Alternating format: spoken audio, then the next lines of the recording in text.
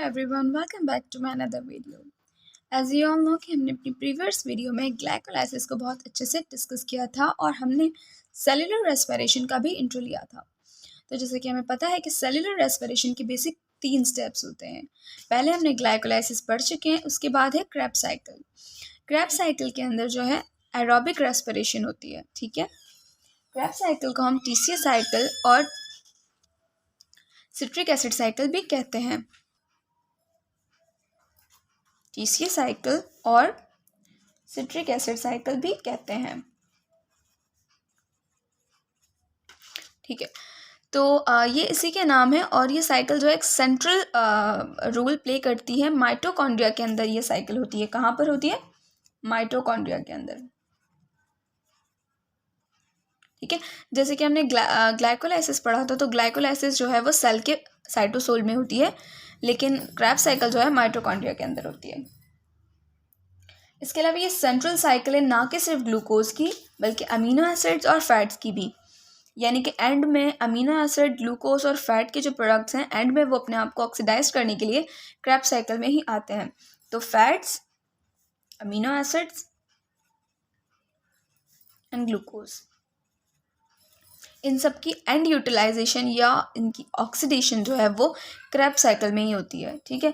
तो जैसे for example हमने प्रीवियस वीडियो में देखा था ग्लाइकोलाइसिस में क्या होता है। ग्लाइकोलाइसिस में ग्लूकोज जो है वो एंड में कन्वर्ट हो जाता है पायरुवेट के 2 मॉलिक्यूल्स के अंदर, ठीक है। अब पायरुवेट जो है वो ये 6 कार्बन का था, ठीक है। जब इसने इस खुद को ग्लाइकोलाइसिस में जब ये टूटा तो फिर 2 मॉलिक्यूल्स हमें मिले पायरुवेट के, जो कि 3 कार्बन के होते हैं। तो बेसिकली हमें 3 कार्बन के 2 मॉलिक्यूल्स मिले, ठीक है।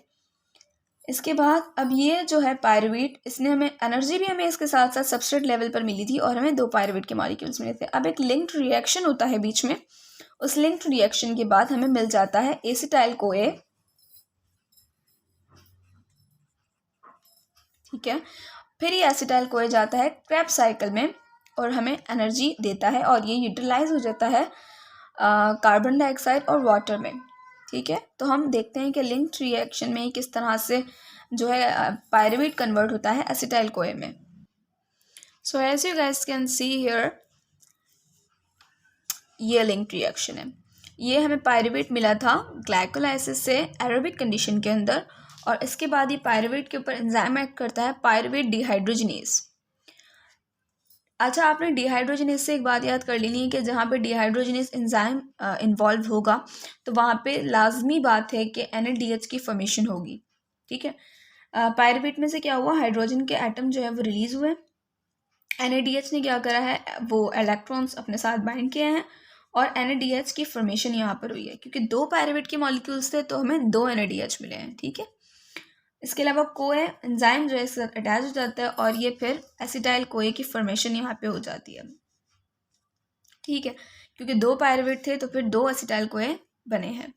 उसके बाद ये एसिटाइल कोए डायरेक्टली इंटर हो जाता है माइटोकॉन्ड्रिया में, जो साइकिल है क्रेब्स साइकिल, इसमें, ठीक है।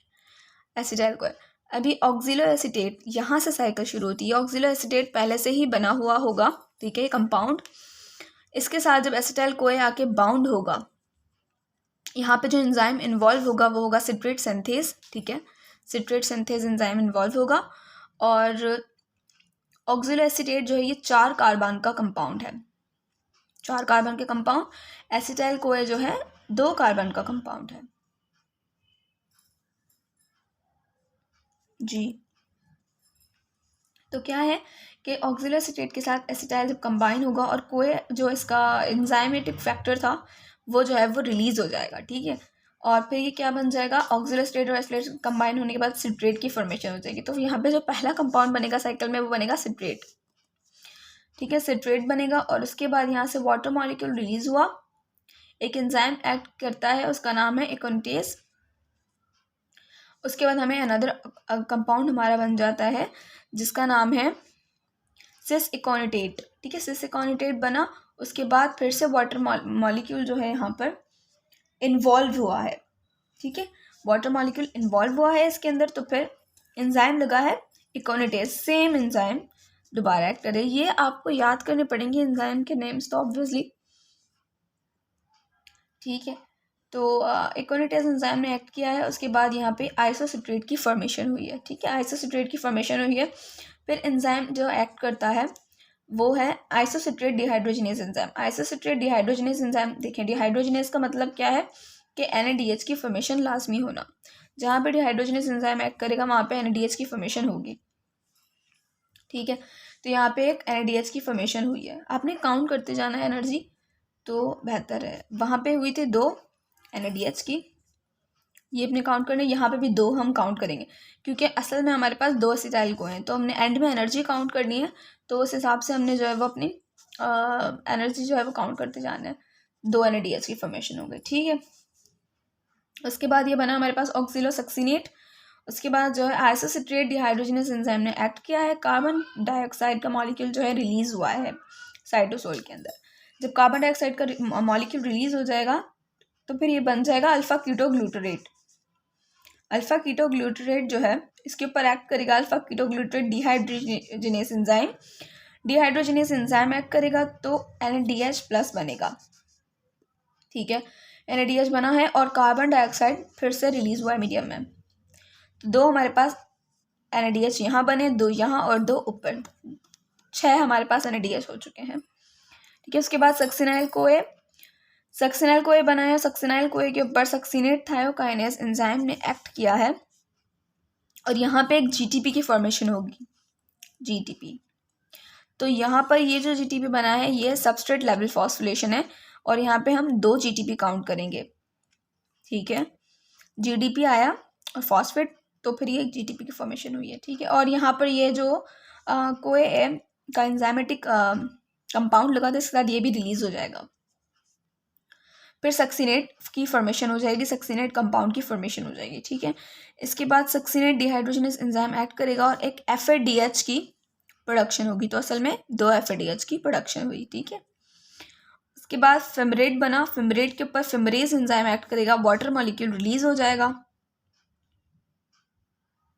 जी बिल्कुल, असल में वाटर मॉलिक्यूल यहाँ पर ऐड हो रहा है। ठीक है, फिमरेट के अंदर वाटर मॉलिक्यूल ऐड होगा, फिमरेज एंजाइम एक्ट करेगा और मिलेट बन जाएगा। मिलेट के ऊपर क्या होगा, मिलेट डिहाइड्रोजिनेज एंजाइम एक्ट करेगा और NADH+ यहाँ पर फिर से बनेगा। तो यहाँ पे 2 NADH बने। ठीक है, बन रहा है एक ही, लेकिन हमने काउंट 2 करने क्योंकि असल में हमारे पास 2 एसिटाइल कोए हैं, 2 साइकिल्स यहाँ पर एक ग्लूकोज के मॉलिक्यूल से हमें 2 एसिटाइल कोए मिल रहे हैं। ठीक है, तो उसके बाद यहाँ पे 2 NADH होगा। ठीक है जी, फिर उसके बाद ये हमें वापस ऑक्सिलोस्टेट का मॉलिक्यूल मिला। तो इन द एंड ये साइकिल इसी तरह से कंप्लीट होती है और हमें जितनी एनर्जी मिली है अब हमने वो काउंट करनी है। ठीक है, तो हम किस तरह से काउंट करेंगे, अगर हम ग्लाइकोलाइसिस से एक ग्लूकोज का मॉलिक्यूल हमें कितनी एनर्जी देता है इस चीज़ को काउंट करें। ग्लाइकोलाइसिस में देखा था हमने कि हमें 7 ATP मिले थे। ठीक है, 7 ATP, और इसके बाद जब ये ही ग्लूकोज के मॉलिक्यूल हमें जब एसिटाइल कोए में कन्वर्ट होता है, असल में हमारे पास 2 एसिटाइल कोए हैं। ठीक है, चलें हम एक एक एसिटाइल कोए की एनर्जी काउंट कर लेते हैं पहले। तो यहाँ पर हम काउंट करेंगे 2, एक एक काउंट करते हैं। ठीक है, एक NADH मिला। ठीक है, उसके बाद हमें ये दूसरा NADH, फिर तीसरा NADH। ठीक है, 3 NADH हो चुके हैं हमारे पास, 3 NADH लिख लेते हैं हम, 3 NADH। ठीक है, एक FADH और एक GTP मिला है हमें। अभी हम एनर्जी किस तरह काउंट करेंगे, देखें एक NADH का जो मॉलिक्यूल होता है ये होता है 2.5 एनर्जी के बराबर और एक FADH का मॉलिक्यूल होता है एक 1.5 एनर्जी के बराबर और GTP 1 के बराबर होता है। तो ये टोटल कितना होता है, अभी हम इसको काउंट करते हैं। तो ये टोटल जो है वो 10 एनर्जी हो रही है, 10 ATP के मॉलिक्यूल। काउंट कर लीजिए आप, क्योंकि 7.5 हो गए यहाँ पर। ठीक है, और यहाँ पे 1.5 इसमें प्लस कर दीजिए और उसके बाद 10 ATP। तो मतलब एक एसिटाइल कोए का मॉलिक्यूल एक क्रैब साइकिल के चक्कर पर हमें 10 ATP देता है और 2 अगर मॉलिक्यूल्स हैं तो हमें 10 + 10 20 ATP, और अगर हम ये वाले 7 भी इंक्लूडेड करें इसके अंदर तो 27। ठीक है, तो हमने 27 ATP तक काउंट किया था। उसके बाद पायरुवेट जब एसिटाइल में कन्वर्ट होता है तो वहाँ पे भी 2 NADH के मॉलिक्यूल प्रोड्यूस्ड होते हैं, जिसका मतलब होता है 5 ATP।